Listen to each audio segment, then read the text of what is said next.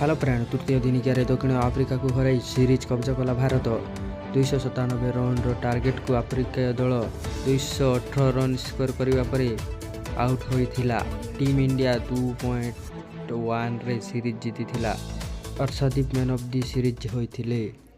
Toss जीतवा पर Markram bowling करते 16 ball 22 run score करने पर debut batsman Rajat Patidar out होता। द्वितीय opener batsman Sai Sudarshan 10 run व्यक्तिगत स्कोर करने पावलियन को फेरी। केएल राहुल एवं संजय सैमसन दल को कठिन परिस्थिति बाहर कर द्वितीय ग्रहण करते। तृतीय विकेट पर उभयों मध्य अर्धशतक भागीदार होता। यापर राहुल 21 रे आउट होते। तिलक वर्मा एवं सेमानक मध्य एक बड़ भागीदार होता। प्रथम अर्धशतक हासिल करने पर तिलक वर्मा 52 रन रे आउट होते। समय सैमसन प्रथम दिनिकिया शतक हासिल करिले से 108 रन कर आउट होते।